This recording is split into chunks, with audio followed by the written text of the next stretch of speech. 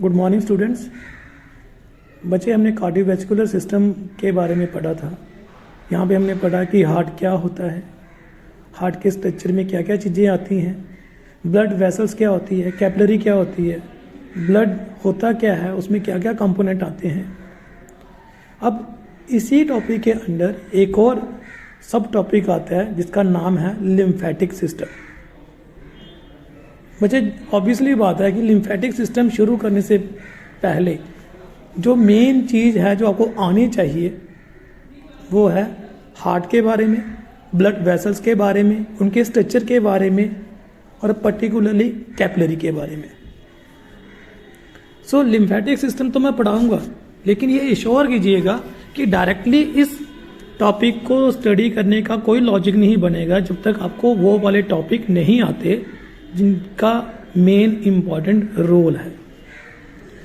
तो थोड़ा सा क्विक रिवीजन में चलते हैं कि हमने पढ़ा था कि हार्ट है, 4 चैम्बर होता है, 2 आरिकल 2 वेंट्रिकल्स होते हैं। ठीक है, लेफ्ट आरिकल में ऑक्सीजनेटेड ब्लड आता है, लेफ्ट वेंट्रिकल में जाता है और लेफ्ट वेंट्रिकल पूरी बॉडी में ऑक्सीजनेटेड ब्लड देता है। और एक्सचेंज ऑफ गैसेज या फूड मटेरियल होता है कैपिलरी के लेवल पे।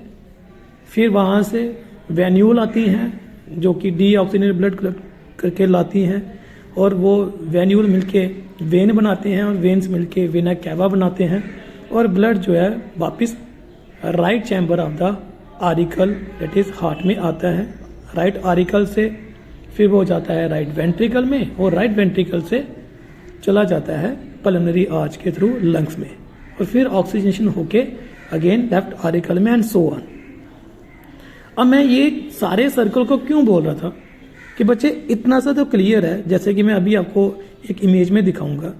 ये देखिए, यहाँ से इतना तो क्लियर है कि हार्ट से ये red colour artery blood supply कर रही है और कैपिलरी में exchange of gases food material हो रहा है और फिर वेन के थ्रू ब्लड वापस जा रहा है। तो यहाँ पे देखिए कैपिलरी लेवल पे जब एक्सचेंज ऑफ गैसेस होती है, जब फूड मटेरियल होता है तो वो कैपिलरी छोड़ के बाहर ही आएगा, तभी तो एक्सचेंज होगा। तो ये जो सेल्स होते हैं टिश्यू के सेल्स, यहाँ पे जो आ चुका है आपका फ्लूइड ब्लड वेसल से निकल के, ये वापस कैसे जाएगा? ऑब्वियसली बात है, हर सर्कुलेशन में ये बार बार बाहर आ रहा है तो इसका वापस जाना भी जरूरी है। तो ये जो फ्लूइड है पूरा वेन से वापस जाता है नहीं, तो इस फ्लूइड को वापस हार्ट में पहुंचाने के लिए जो सिस्टम रिस्पॉन्सिबल है वो होता है लिम्फेटिक सिस्टम, जो कि डायग्राम में ग्रीन कलर से शो किया जा रहा है। तो देखिए, लिम्फेटिक सिस्टम जो है वो इनसे अलग कैसे है, क्योंकि इसमें डायरेक्टली हार्ट का कोई रोल नहीं है। फिर दूसरा, ये क्लोज सिस्टम वैसा भी नहीं है। ये शुरू कहाँ से हो रहा है? ये शुरू ही हो रहा है कैपिलरी लेवल पे। ठीक है, तो जो एओर्टा का सिस्टम था, जब वेना कैवा का सिस्टम था, वो था क्या?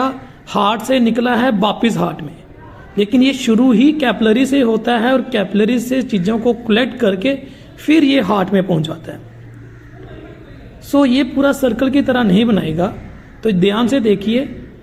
तो ये कहाँ से शुरू हो रहा है? कैपिलरी लेवल पे। क्यों? क्योंकि कैपिलरी लेवल पे ही यहाँ ये जो फ्लूइड है वो लीक आउट होता है into the body surrounding tissue में, ताकि वहाँ पे exchange of gases food material हो जाए और एक्सक्रीटरी वेस्ट जो है वहाँ जाए और वो पूरा बॉडी में चला जाए through the venule when and vena cava. So it means एक बात क्लियर कट है कि लिम्फेटिक सिस्टम की शुरुआत कैपिलरी के थ्रू की जाएगी। अगेन देखिए, एक डायग्राम शो की हुई है रेड कलर से, aorta, artery, arteriole, then capillary में देखिए तो कैपिलरी है, कैपिलरी से फ्लूइड निकला हुआ है, ठीक, जो टिश्यू स्पेसेस में है, और फिर वेन्यूल वेन वेना कैवा बने हुए हैं। और इसी कैपिलरी में देखिए लिम्फेटिक वेसल्स हैं और ये लिम्फेटिक वेसल्स क्या कर रहे हैं? ये उस फ्लूइड को ले रहे हैं जो कि टिश्यू स्पेसेस में है। किसने छोड़ा था? कैपिलरी से निकल के बाहर लीक हो गया हुआ था। ठीक है, और वो वापस हार्ट में जाना जरूरी है, नहीं तो बार बार लीक होता जाएगा, फ्लूइड कम हो जाएगा सर्कुलेटरी सिस्टम का। और देखिए एरो बनाए हुए हैं छोटे छोटे जो दिखा रहे हैं कि फ्लूइड जो है वो लिम्फेटिक सिस्टम में जा रहा है। अब लिम्फेटिक सिस्टम में ये तो थोड़ा सा ओवरव्यू दिया है। अब लिम्फेटिक सिस्टम में चीज़ें क्या क्या आएंगी? सबसे पहले लिम्फ होता क्या है और उसके एसोसिएटेड ऑर्गन या स्ट्रक्चर्स। राइट।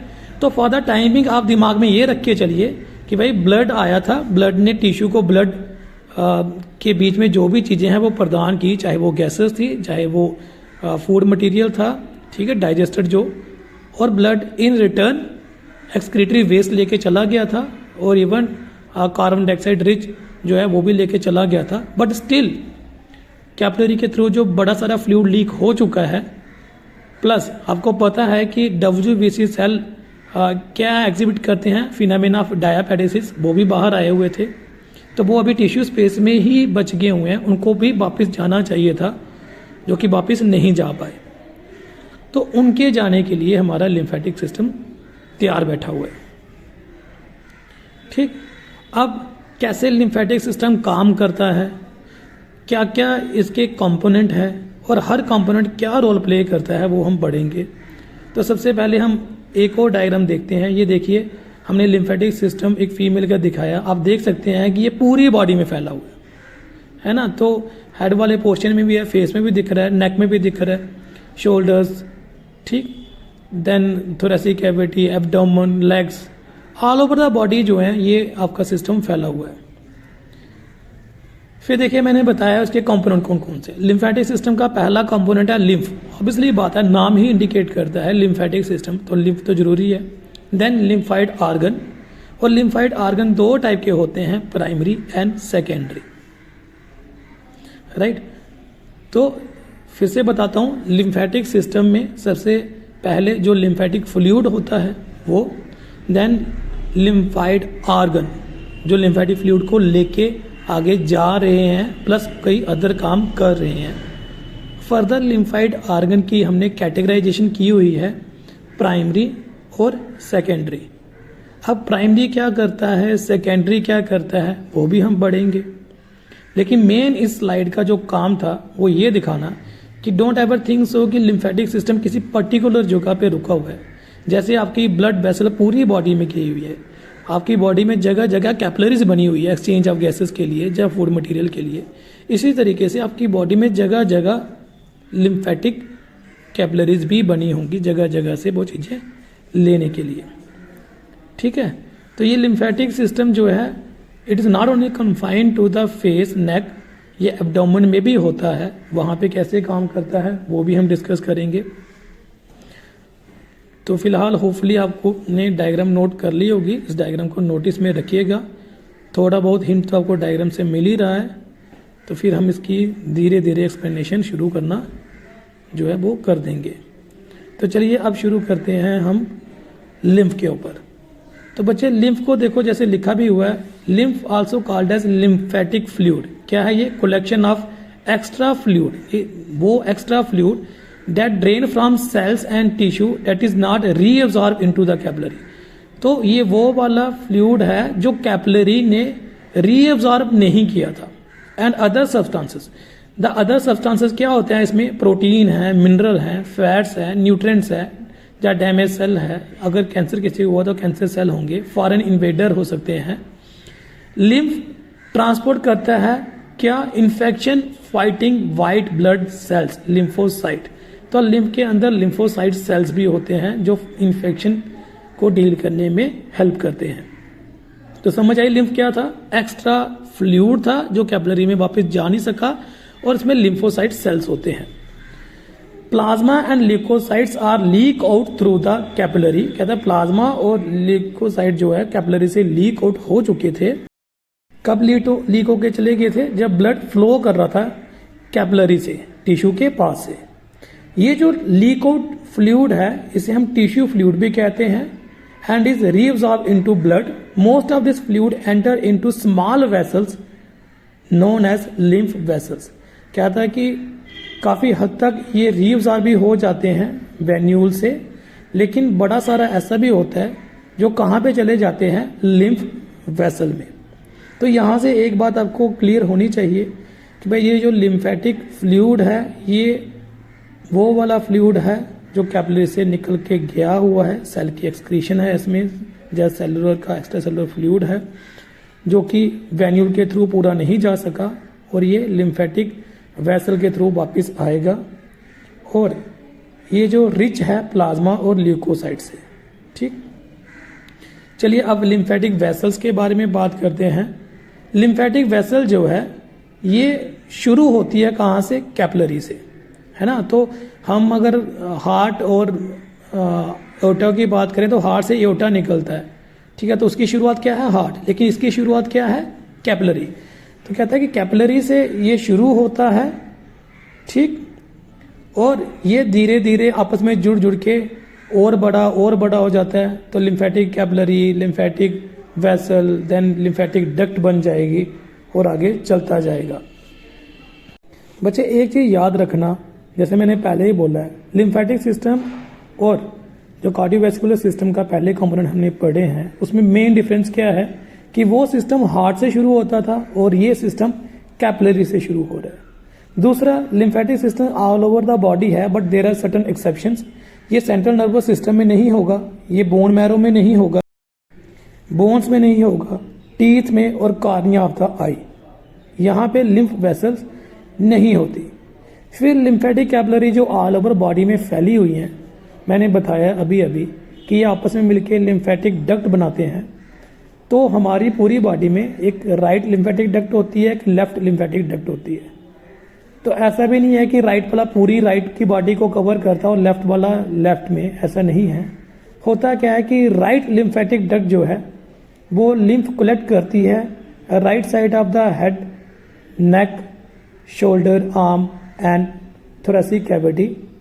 बाकी पूरा जगह से पूरी बॉडी में, मतलब लेफ्ट लेग हो गया, left abdomen side, right leg, right abdomen, यहाँ से ये पूरा lymphatic system left thoracic duct collect करती है। राइट वाली ओपन होती है राइट सब क्लेविन वेन में और लेफ्ट वाली होती है लेफ्ट सब क्लेविन वेन। ऑब्वियसली बात है वेन में ही जाएंगी ये। तो ये देखिए यहाँ पे डायग्राम शो की हुई है, यहाँ पे आप देख सकते हैं कि एक राइट लिम्फेटिक डक्ट है जो यहाँ पे बताई हुई है। इसी तरीके से यहाँ पे लिखा नहीं है, एक लेफ्ट लिम्फेटिक डक्ट होता है, ठीक। तो आप अगर ध्यान से देखिएगा तो राइट वाली जो है एक ब्रांच की तरह बन के गई हुई है, ये चेस्ट की थोड़ी नीचे से देखिए, और ये सीधा राइट में ओपन हो चुकी है। लेकिन जो लेफ्ट वाली है ये मेन ब्रांच है, थोड़ी मोटी है, तो इसने सेंटर से लिया हुआ है, मतलब पेट वाली साइड से दोनों लेग्स को भी इसी ने कवर किया हुआ है। तो लेफ्ट वाली, जैसे मैंने पहले ही बोला, लेफ्ट वाला जो है वो left shoulder, left face, left abdomen, left thorax, left leg, right leg को भी वही कवर करता है, राइट एब्डोमेन को भी वही करता है, ठीक, लेफ्ट वाला। लेकिन राइट वाला सिर्फ थोड़ा सा कवर करता है, face, neck, shoulder and arm. ये मेजर डिफरेंस याद रखना। कई बच्चे कंफ्यूज हो जाते हैं, राइट मतलब right side of the body, left मतलब left side of the body, no. तो जो राइट वाला है वो पूरी राइट को कवर नहीं करता, इस चीज को दिमाग में रख ले।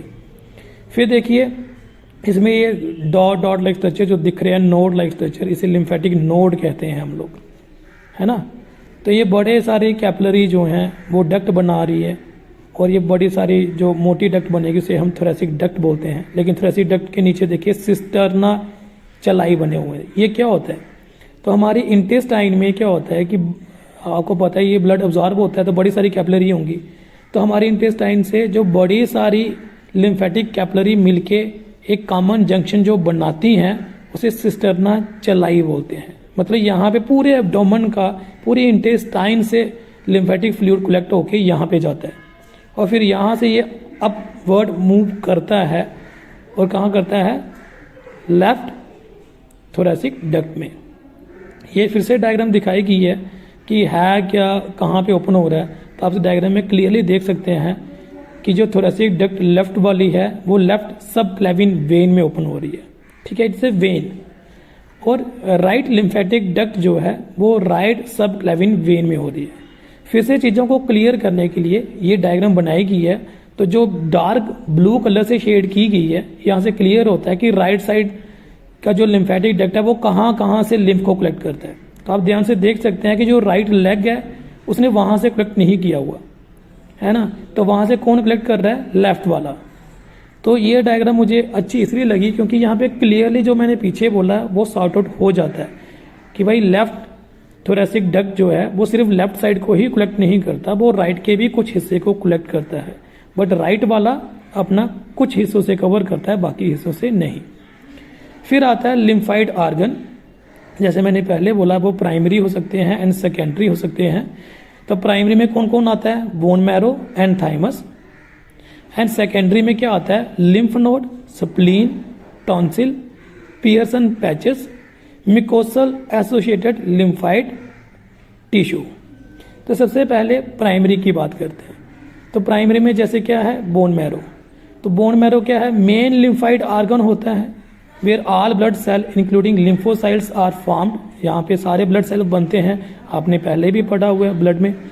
और मैच्योरेशन ऑफ बी लिम्फोसाइट यहीं पे होता है, क्योंकि लिम्फोसाइट दो होते हैं, बी एंड टी। तो बी नाम इसलिए दिया जाता है बिकॉज वो बोन मैरो में मैच्योर होते हैं, और बर्ड्स में वो मैच्योर होते हैं बर्सा में, बर्सा फैब्रिका में। देन थाइमस, थाइमस साइट है टी लिम्फोसाइट की, ठीक। Maturation, thymus is situated near the heart, thymus heart के पास होता है, हम आगे देखेंगे भी। ये क्वाइट लार्ज होता है in size at the time of birth but keep reducing with age. तो पैदा होने के टाइम पे सबसे बड़ा होता है, धीरे धीरे फिर छोटा होता जाता है। जैसे पहले कहा था, T lymphocyte and B lymphocyte responsible होते हैं सेलुलर और ह्यूमरल इम्यून रिस्पॉन्स के लिए, ये हमने पहले पढ़ा दिया हुआ है। मैंने आपको पढ़ाया था कि बी सेल जो है वो डायरेक्टली अटैक नहीं करता, वो एंटीबॉडी प्रोड्यूस करता है, दैट इज बाय हम उसे ह्यूमरल रिस्पॉन्स बोलते हैं। और जो दूसरा होता है टी सेल, वो डायरेक्टली अटैक करता है, हम सेलुलर मेडिएटेड इम्यूनिटी में उसे लेके चलते हैं, ठीक है। तो ये दिमाग में रख लीजिएगा कि बी की डिफरेंशिएशन बोन मैरो में हो रही थी, टी की डिफरेंशिएशन थाइमस में। तो बोन मैरो में जो सेल बने, अभी पता नहीं था कौन से बी सेल बनेंगे कौन से टी सेल, तो लोकेशन उनको डिसाइड करती है कि भाई तुम लोग बी बन जाओ, तुम लोग टी बन जाओ, काम डिवाइड हो जाता है।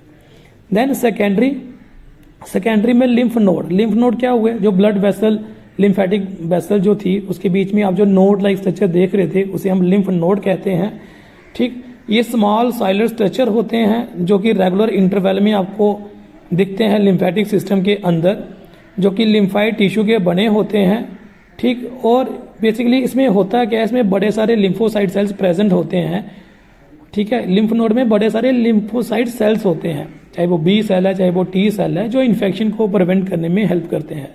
आपने लिम्फ नोड अगर देखा होगा, आपकी पूरी बॉडी में होता है, कॉमनली जो हम लोग देख सकते हैं वो आर्म पिट के अंदर आप टच करके फील कर सकते हो। तो ये जो आपकी चिक्स बोन है, चिक्स बोन में अगर आप नीचे की तरफ से हाथ डालोगे, आप यहाँ भी फील हो जाएगा, जिसे हम कॉमनली डोगरी में बोलते हैं गिल्टी लाइक स्ट्रक्चर, है ना, वो लिम्फ नोड होते हैं। देन स्प्लीन, ये वीन शेप स्ट्रक्चर होता है, लार्जेस्ट सिंगल मास होता है ये lymphoid tissue in the body, ठीक।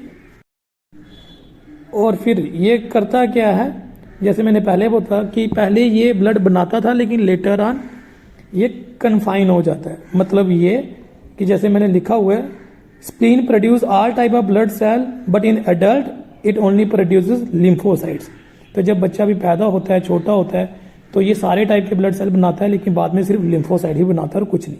टॉन्सिल, जब आप मुंह खोलते हैं तो आपके देखिए मुंह खोलो तो लेफ्ट एंड राइट साइड में स्वेलिंग का स्ट्रक्चर दिखता है गले के पास, तो उसे हम टॉन्सिल बोलते हैं। और ये क्या करते हैं, ओवरऑल बॉडी में हमारे 6 होते हैं, दे एक्ट एज क्या, filter to protect body from bacterial.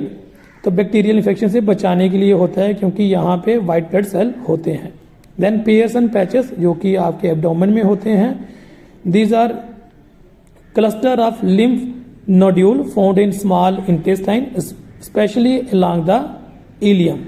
तो वो क्या करते हैं, इन्फेक्शन से आपको बचाते हैं।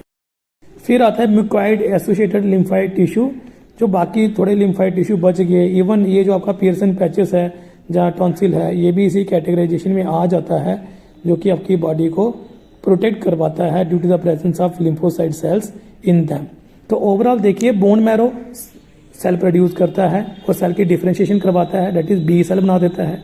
थाइमस, जो कि बचपन में बड़ा होता है, जैसे एज हो छोटा होता जाता है, टी सेल की डिफरेंशिएशन करवाता है।